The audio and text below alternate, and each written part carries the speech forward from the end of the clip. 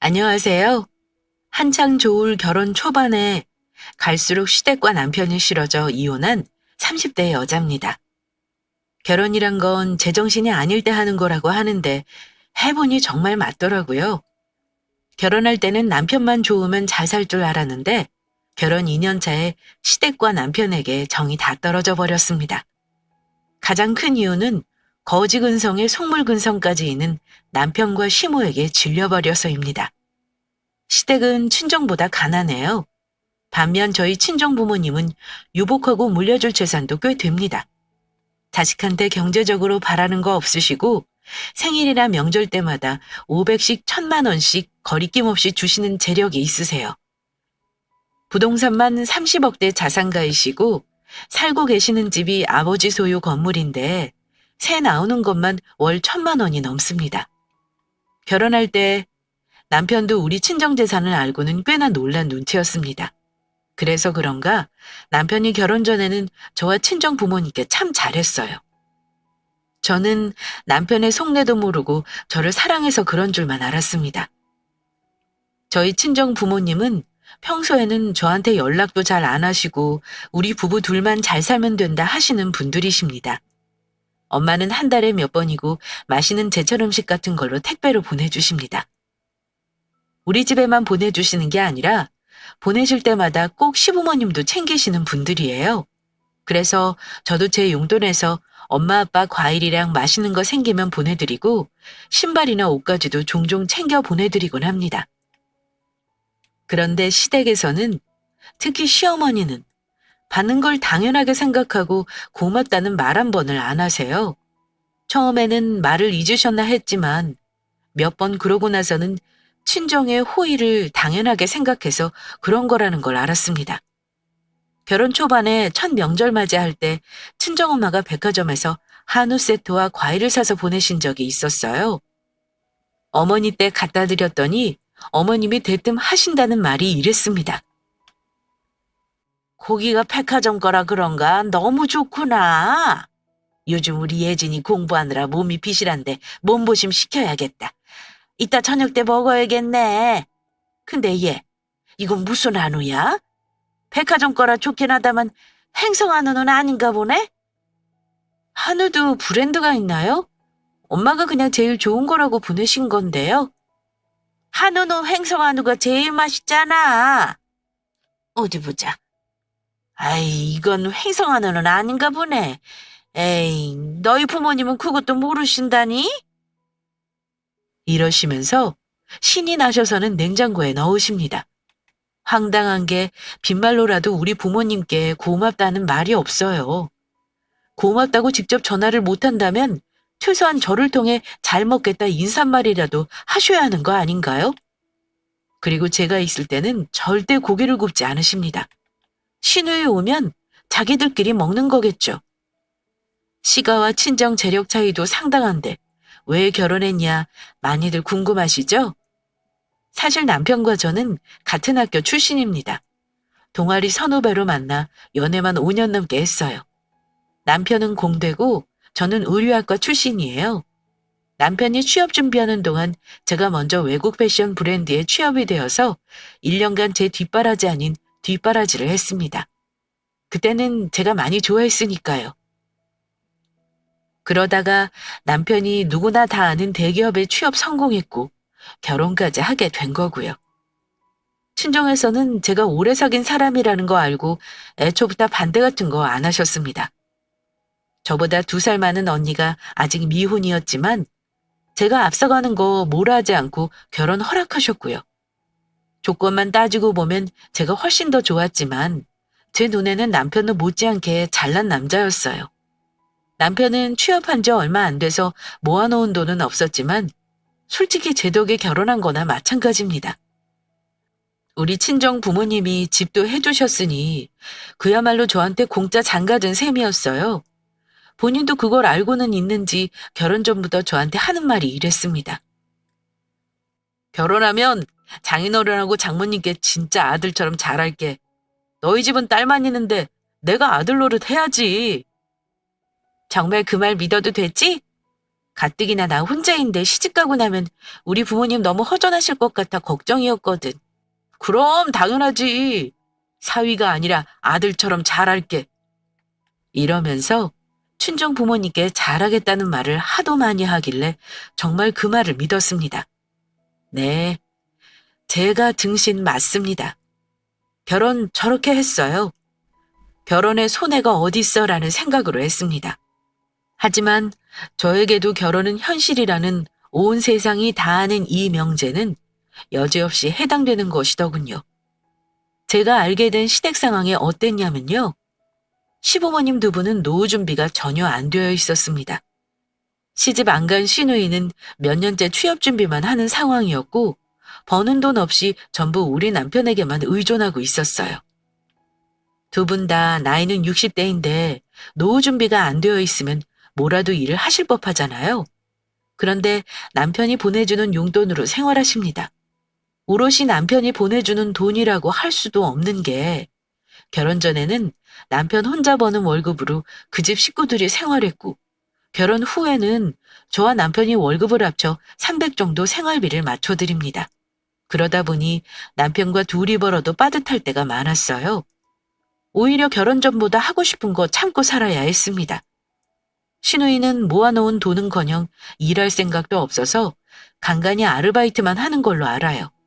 제가 봐도 참 답이 없지만 저만 답답해하는 것 같았습니다. 시누이는 외모는 또 반반해요. 학벌도 별로이고 직장도 없는데 참 희한한 게 따라다니는 남자는 많다고 자랑 삼아 얘기하긴 합니다. 뭐 그것도 제주라면 제주인 거겠죠. 시부모님은 아주 나쁜 분들은 아니셨지만 제가 느끼기에 약간 뻔뻔한 부분이 있었어요. 특히 시어머니는 본인이 결혼해 살면서 힘들었던 거나 쌓였던 걸 아들을 결혼시키고 나서 보상받고 싶어 하셨습니다. 자기는 예전 시어머니처럼 시집살이 시키고 싶지 않다고 하면서 며느리와 쇼핑도 하고 여기저기 돌아다니고 싶어 하셨어요. 가끔 김치나 반찬 같은 거 챙겨주시기도 하셨는데 그걸 빌미로 오셔서는 꼭 본인이 바라시는 거 한 가지씩은 얻어가십니다. 나는 며느리 부려먹는 건 절대 안 하고 싶어. 내가 너 우리 집에 오면 일 시켜 먹는 거 봤어? 다 네 시누이랑 내가 하자니. 세상에 이런 시어머니 없다. 그건 너도 알지? 주변에서도 나같이 하는 시어머니 없다더라. 근데 요즘은 식구들 다 모여서 밥 한 끼 먹으면 식구가 하나 늘었다고 설거지하는 게 왜 이리 힘들다니? 요즘에는 뭐 식기세척기가 손으로 씻는 것보다 더 깨끗하다지? 그거 하나 있으면 너나 나나 명절에 설거지 걱정은 없겠구나. 얘기하다 보면 세상에 이런 시어머니 없다고 자화자찬을 하시고는 꼭 저렇게 흘리십니다. 그래서 결국은 식기세척기 제가 사드렸어요. 게다가 어머니는 저랑 가깝게 지내고 싶어 하시고 자주 보고 싶어 하시는데 저는 그게 부담스럽습니다. 제 입장에서는 생활비 드리는 게 마지노선이거든요. 생활비를 적지 않게 받아가시면서 늘 플러스 알파로 바라시는 거 부담스럽고 싫었어요. 저 같으면 아들내외가 뼈 빠지게 고생해서 한 달 생활비 보내드리면 미안해서라도 다른 요구는 못하는 건 당연하고 해드린다 해도 마다할 것 같은데 말입니다. 매번 얄밉게 뭐가 좋다더라 얘기하시는 것도 얄밉고 친정에서 보내는 선물에 고맙다는 인사나 하다못해 음료수 답례 하나 하지 않는 것도 싫었습니다. 사실 못된 마음이긴 해요. 어떻게 보면 해드리면서 이런 마음 갖는 게 속 좁다는 거 알아요. 제가 친정엄마한테 속상해서 말한 적이 있었는데 엄마는 이러셨습니다. 정 마음이 힘들면 너도 힘든 티 내지 그러니? 얘기 안 하면 시댁에서는 모르는 거야. 우리 집이 여유가 되니까 해주는 줄만 아는 거지. 이렇게 말씀하시긴 했습니다. 하지만 그러면서도 엄마는 늘 시댁에 잘하라는 말을 잊지 않으셨습니다. 남편도 사실 본인 가족 때문에 부담과 스트레스를 받으며 살고 있긴 해요. 빨리 돈을 벌어야 한다는 생각을 늘 하는 사람인 거 알고 있습니다. 그래서 초반에는 저도 별 얘기 안 하고 스트레스 최대한 안 주려고 했어요. 마음도 곱게 먹으려 노력도 많이 했고요. 하지만 자꾸만 친정과 비교가 되는 게 보이니 저도 사람인지라 때로는 열받기도 했습니다. 자기네 집에는 생활비 들이면서 우리 부모님은 여유 많으니까 당연히 안 드려도 된다 생각하는 것도 솔직히 화가 나더라고요. 저희 부모님이 용돈 받더라도 액수가 중요하겠습니까? 부모 생각하는 마음에 감동하시고 돈을 더 보태서 돌려주실 분들이 저희 친정 부모님이십니다. 저희가 어버이날에 처음으로 용돈을 드렸던 적이 있었는데 엄마 아빠는 너무 미안해 하시면서 이 돈을 어찌 쓰냐고 하시더라고요. 그러더니 한 달 후에 저의 차를 바꿔주셨습니다. 남편이 결혼 전부터 타고 다니던 차 오래돼 보인다면서요. 결혼하기 전엔 집안 경제력 격차가 어떤 건지 정말 와닿지는 않았거든요. 근데 생활하면서 바로 느끼겠더라고요. 아, 이런 걸로도 마음이 상할 수 있는 거구나 하고 말입니다. 매달 시댁에 의무적으로 들어가는 돈이 있는 것도 그렇습니다. 이게 은근히 스트레스더라고요. 생활비 외에 어머니가 뭘 더 요구하시거나 바라시는 게 있으면 싫은 마음부터 올라오고 어머니가 하는 연락도 받기 싫을 때가 많았습니다. 저도 결혼 전에는 이런 마음이 생길 줄은 몰랐는데 자꾸만 시댁이 싫어지더라고요. 결혼할 때 시댁 지원은 거의 안 받았던 것까지 떠올리면 더 억울한 마음만 들었습니다. 제가 경제적인 부분에서 양가 비교를 굳이 하는 이유는 결혼하고 얼마 안 돼서 남편이 돈 사고를 한번 친 적이 있었는데 이 일을 수습하는 과정에서 남편에게 크게 실망한 일이 있었기 때문입니다. 그때 남편에게 질리고 나서 부부 사이가 소원해지기도 했고요. 한창 코인이니 주식이니 유행할 때 주변에서 돈 벌었다는 말에 남편도 저 몰래 그런데 투자를 했던 것 같더라고요.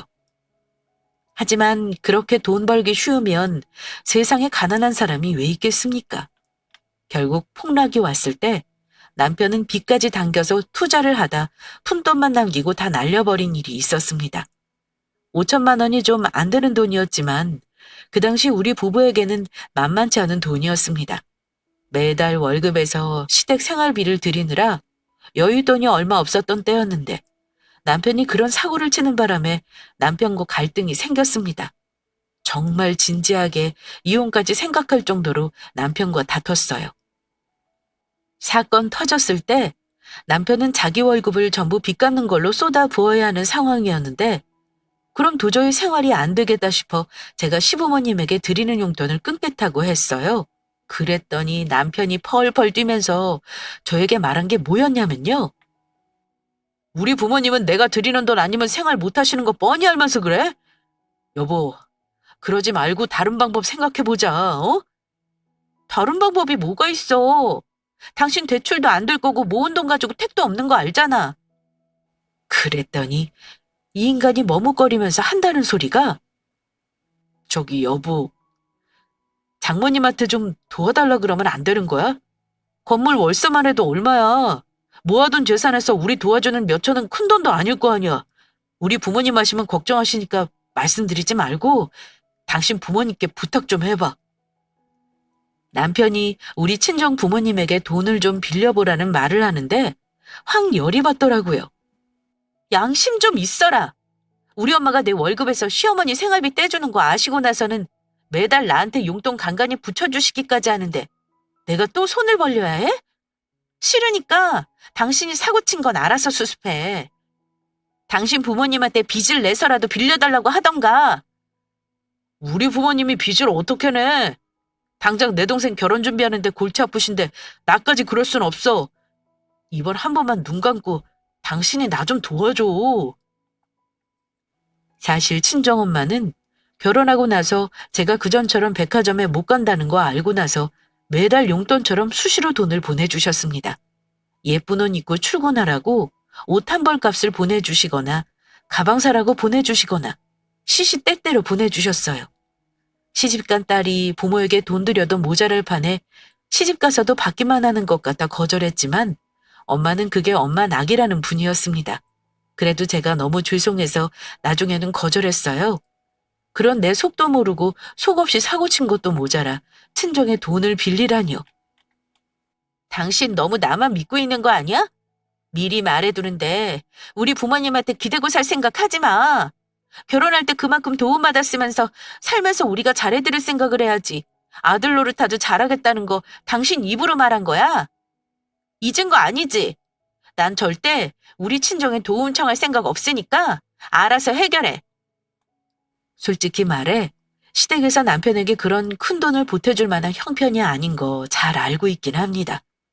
그런 형편 뻔히 알고 있었기 때문에 결혼할 때 딱히 도움받을 마음도 없었고 살면서도 서운한 거 없었어요. 다만 제가 열받는 건 너무나 당연하게 남편이 우리 친정 부모님 돈을 바란다는 거였어요. 그래서 남편이 친정에 손 벌리라는 거 딱 잘라 거절했습니다. 그랬더니 몇 날 며칠을 저를 들들 볶더라고요. 딱 3천만 원 정도만 해주시면 돈 생기는 대로 바로 갚겠다고 말씀드리면 안 될까? 정말 미안한데 어떻게 좀 안 되겠어? 이러길래 당신 부모님한테는 물어봤어? 다른 방법은 찾아본 거냐고. 라고 물었더니 묻지도 않았다고 하는 겁니다. 당신의 부모님도 잘못한 건 알아야 할 거 아니야. 물어보고 나한테 다시 말해. 남편이 자기네 부모님한테는 말도 안 꺼냈다고 하니까 더 열받더라고요. 시댁은 가까이 살면서도 시시때때로 자주 모여 밥도 먹고 자기네 식구들 생일 때마다 엄청 챙깁니다.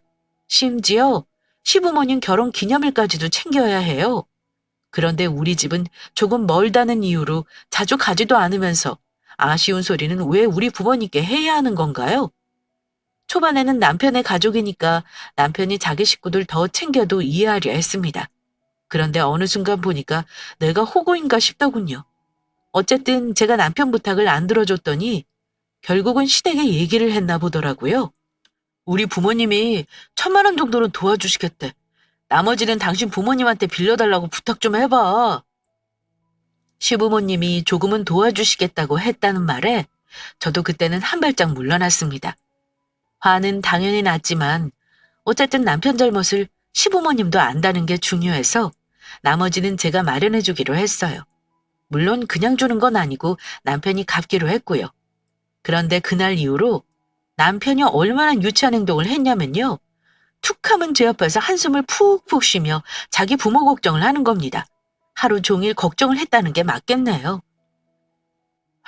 우리 부모님 돈 없는데 대체 무슨 돈으로 빌려주시겠다 하시는 거지?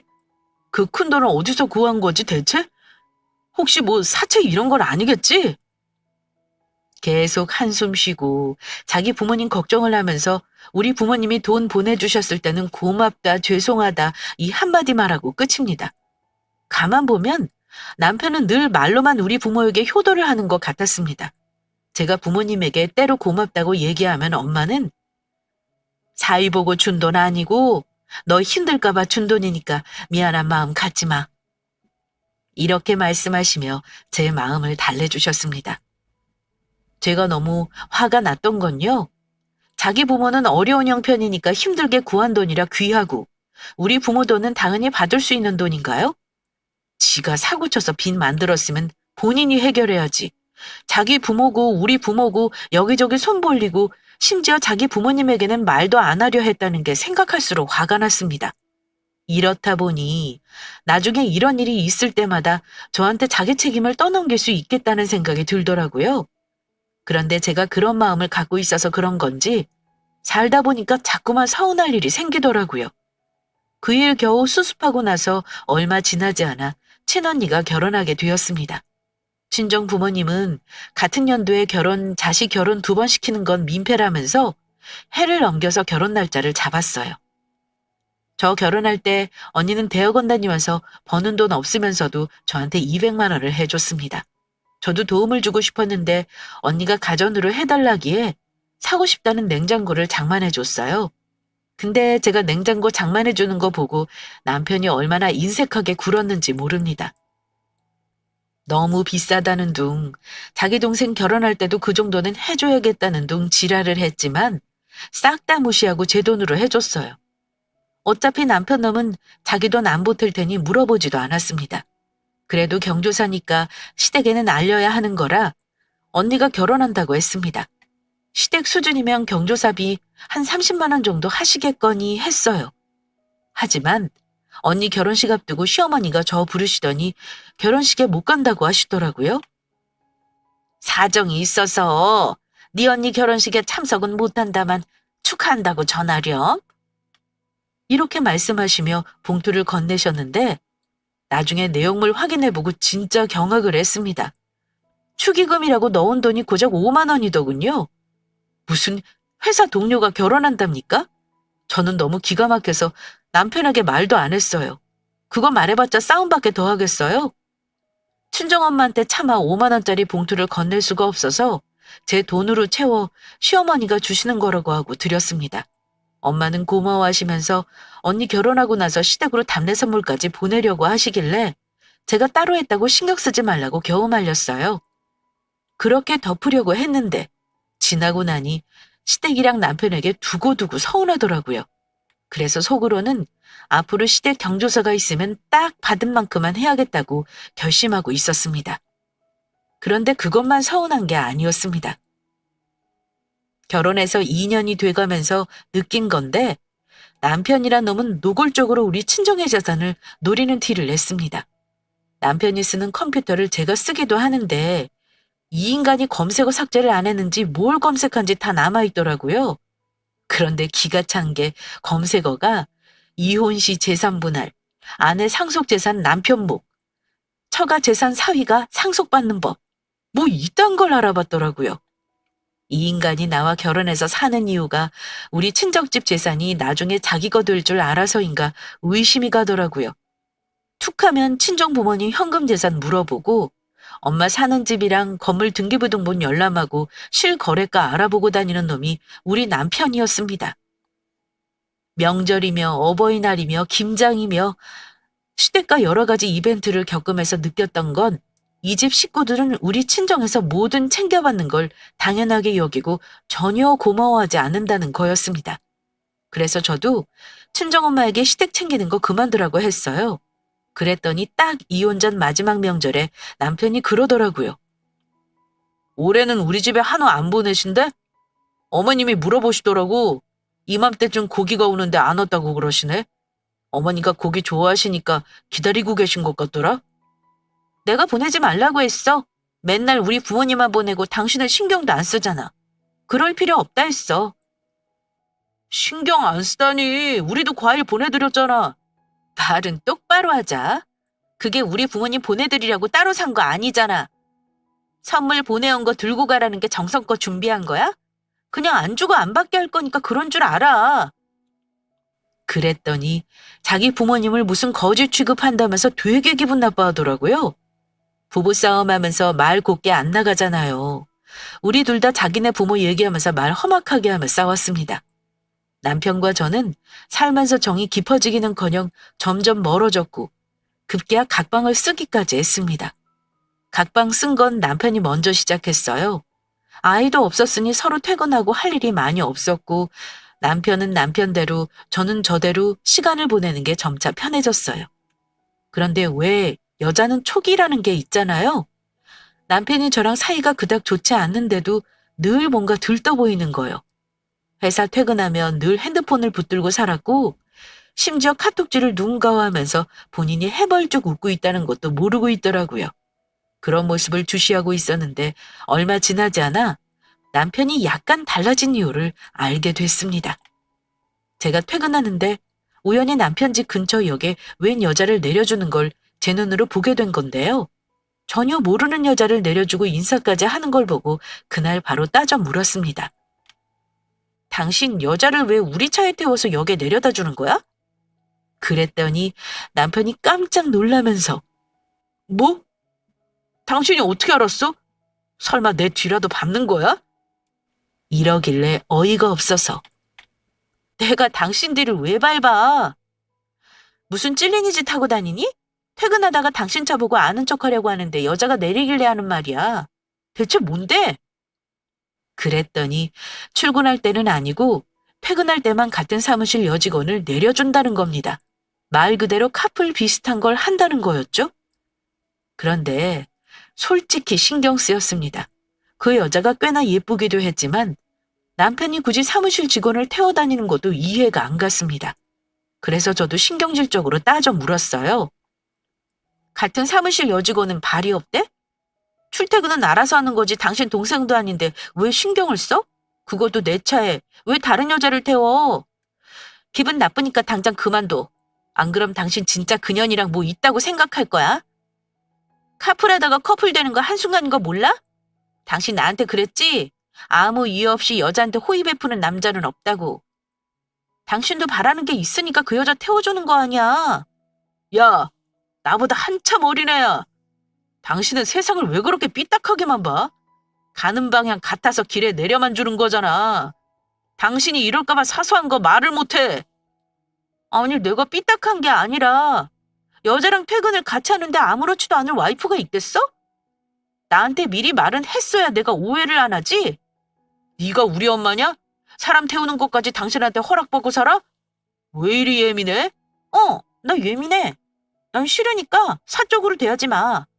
오해할 짓을 아예 하지 마. 회사 내 외도로 이혼하는 경우가 흔한 시대인 거 몰라? 알면서 모르는 죄야? 네가 선긋지 않고 계속 넘어서면 그건 외도인 거야. 나 예민한 사람인 거 분명히 말했으니 신뢰 깨뜨리는 짓 하지 마. 만약 나 건들면 대자보 크게 써서 니네 회사 팀장 사장한테 찾아간다. 외도로 칼부림 나는 세상이야. 행동 똑바로 안 해서 개망신 나가지 마. 분명 경고했다. 저는 남편에게 살벌하게 경고해줬습니다. 제 상식선에선 좀 어이가 없는데 남편 말대로 방향 같으면 태워줄 수는 있지만 상대가 여자라면 저한테 양해는 구했어야 하는 거 아닌가요? 그랬더니 저한테 일일이 모든 걸 허락받아야 하냐면서 과하게 화를 내길래 일단 넘어갔습니다. 그러더니 저한테 일단 당신이 기분 나쁘니까 카풀은 안 할게. 근데 앞으로는 이런 것까지 나 숨 막히게 하지 마라. 이렇게 말하면서 오히려 저를 나쁜 년으로 만들더라고요. 남편은 제가 그렇게 넘어가는 줄 알았겠지만 저는 아니었습니다. 넘어가주는 척했지만 그동안 남편의 태도가 의심스러웠던 저는 날 잡아 남편 폰 뒤질 날만 기다리고 있었어요. 그러다가 남편이 한번 술에 취해 들어와 골아떨어진 날 남편 폰을 몰래 지문을 대고 열었습니다. 메시지함을 뒤져보니 가장 최근 거에 웬 남자와 주고받은 게 있길래 그것부터 열어봤는데요. 이 인간 정말 치밀하더라고요. 분명 내용은 여자와 주고받은 건데 이름은 남자로 저장해놓고 대화를 주고받고 있더군요. 내용을 보아하니 그 둘은 이미 썸을 넘어 다음 단계로 진행하는 걸로 보였습니다. 점심도 같이 먹고 둘이 같이 출장도 다니고 퇴근도 같이 하고 아주 난리가 났더라고요. 심지어 와이프가 알아서 당분간 조심해야 한다는 둥 그런 말까지 있는 거 보니 보통 사이는 아니었습니다.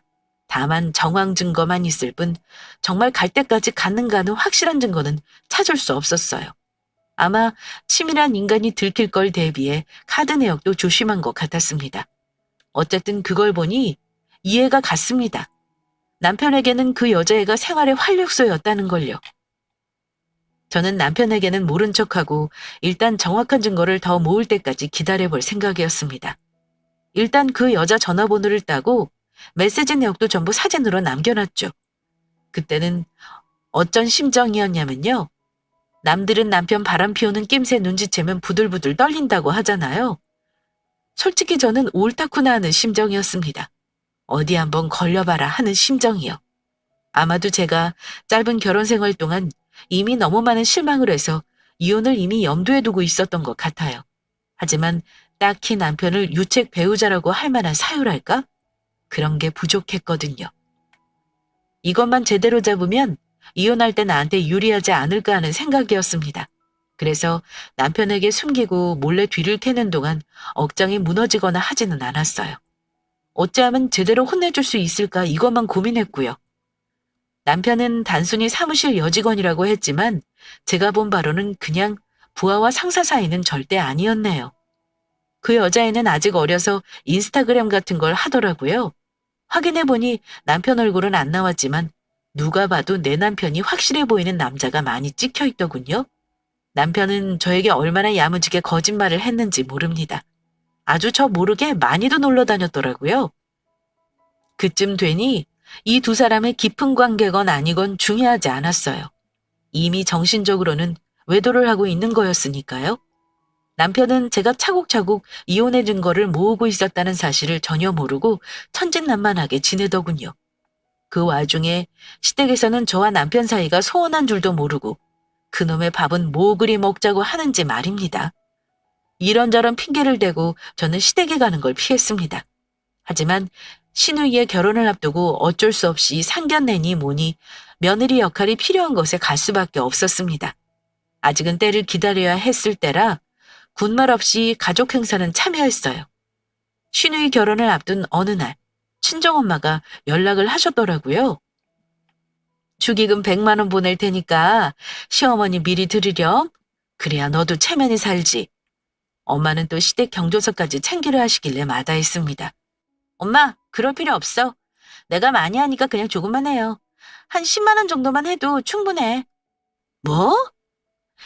그래도 그건 아니야. 이건 엄마가 하는 거니까 분말 말고 드려라. 엄마는 경우가 아니라고 했지만 시모가 우리 언니 결혼할 때 5만 원 한 거 생각하니까 열불이 나서 안 되겠더라고요. 엄마한테 차마 말은 못하겠지만 100만 원은 너무 과하다고 겨우 말려서 30으로 합의 봤습니다. 남편에게 미리 친정엄마가 보낸 축의금을 전해줬어요. 시누이에게 바로 계좌이체 하려다가 그래도 봉투에 담아주는 게 나을 것 같아 남편에게 전해달라 부탁했습니다. 그런데 제 봉투를 받아든 남편이 바로 그 자리에서 액수를 확인해보고는 썩은 표정으로 뭐라는 줄 아세요? 우와, 네 친정 진짜 너무하네. 30? 설마 이거 정말 30만 원이야? 이러면서 황당한 표정을 짓는 겁니다. 왜? 내가 10만 원도 많다 그랬는데 엄마가 우겨서 30으로 하신 거야. 뭐 문제 있어? 당신 일부러 이래? 내 동생 결혼하는데 당신 집에서 고작 30만 원이 뭐야? 이럴 거면 차라리 하지를 말던가. 정말 장모님이 이것만 주신 거 맞아? 30만 원 축의금이 적다는 말을 하며 화까지 내는 거 보니 저 역시 간신히 누르고 있던 화가 치밀어 오르더라고요. 아니, 아가씨가 당신 동생인지 내 동생이야? 우리 엄마가 당신 동생 결혼식에 대체 얼마를 해야 한다는 건데? 그랬더니 이 인간 한다는 말이 야, 건물주면 건물주답게 한 300 정도는 주셔야 하는 거 아니야?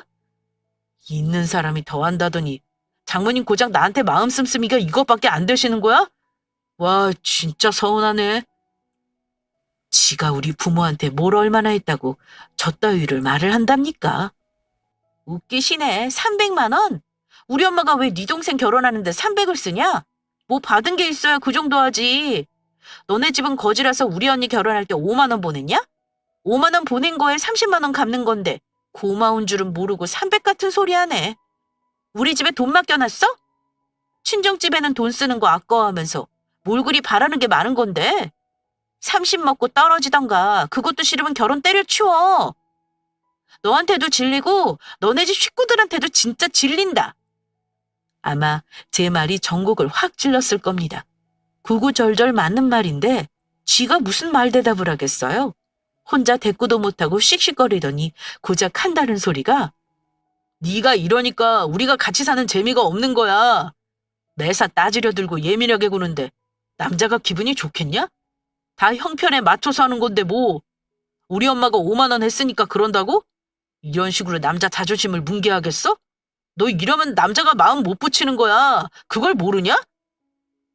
이러길래 마침 말 잘 나왔다 싶어서 아예 저도 하고 싶은 말 해버렸습니다. 더 미룰 것도 없었고요. 아, 그래서 다른 여자랑 신나게 놀러 다녔나 봐. 카풀만 하는 거라고 큰 소리 치더니 둘이 점심도 먹고 차도 마시고 아주 별 지랄을 하면서 다녔더라.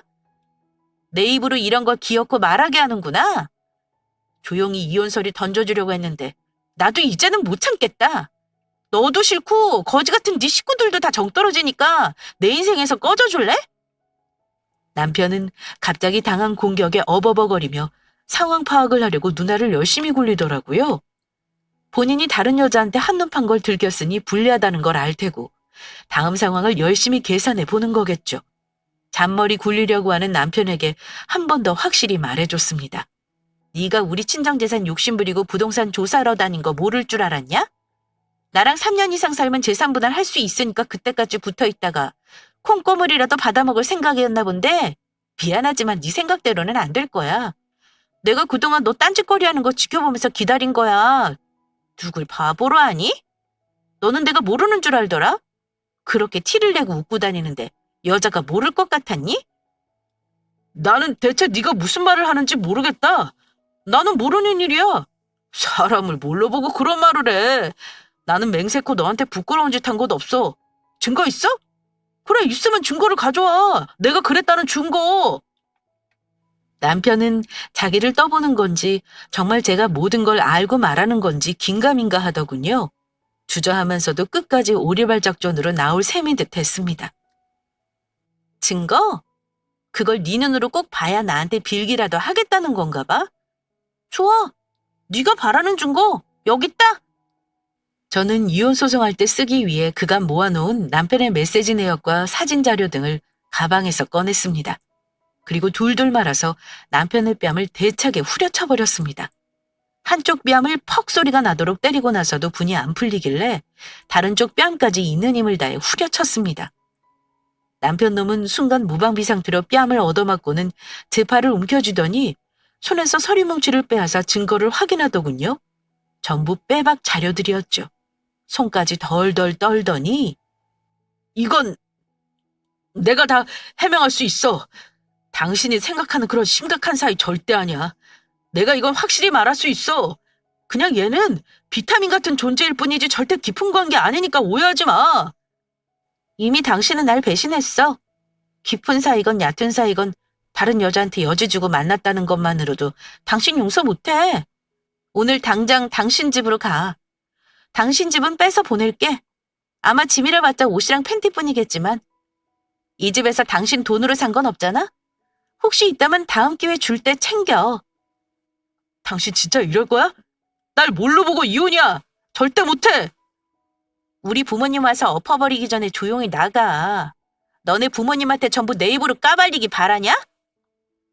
그랬더니 움찔하면서 일단 물러서더군요. 남편을 쫓아내고 나서 저는 바로 집 정리하고 이혼 준비에 돌입했네요. 아는 변호사에게 미리 자료를 보내놨고 착수금까지 줬던 터라 소장 접수만 하면 되는 상황이었습니다. 외도 증거가 충분히 많다고 했지만 저는 상간녀 소송도 진행했어요. 일단 남의 가정을 건드린 년은 혼나는 게 맞는 거잖아요. 그냥 넘어갈 생각은 절대 없었습니다. 그 후 양가 부모님 알게 된 건 당연했고 저희 부모님 완전 노발대발하셨습니다. 그동안 사이라고 제 시댁이라고 마음 써주신 거 배신감 엄청나게 느끼셨어요. 어머니는 더 웃겼습니다. 집에까지 찾아와 다짜고짜 이러셨습니다. 우리 아들이랑 이혼하겠다고? 내 아들이 뭐가 부족하다고 너 같은 년이랑 살겠냐? 집 좀 잘 산다고 그렇게 내 아들을 무시했다며? 그러니 남자가 한눈을 팔지. 잘 생각해봐라. 이혼하면 여자만 손해야. 누가 손해인지 잘 따져보고 결정하라는 거야. 이러면서 큰 소리 치시길래 제가 그랬습니다.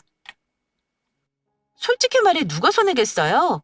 저 같은 재혼 많은 여자 놓친 남편이 손해죠. 잘난 아들 끌어안고 평생 살아보세요. 아님 고분고분한 새 며느리 들이시던가요. 저희 부모님 오시기로 했으니까 봉변 당하기 전에 돌아가시죠. 저는 어머니에게 쏘아붙이고 다시는 찾아오지 말라고 했습니다. 저희 친정아빠는 어찌나 화가 나셨는지 다음날 시댁에 찾아가서 다 엎어버렸네요. 남편 놈은 정말 이혼당하게 생기니 그제야 빌더라고요. 빈다고 받아줄 거면 제가 저희 부모님까지 불러 그 사단을 내진 않았을 겁니다. 확실히 끝내기 위해 마무리를 한 거였죠. 그 후 저는 소송으로 이혼했습니다.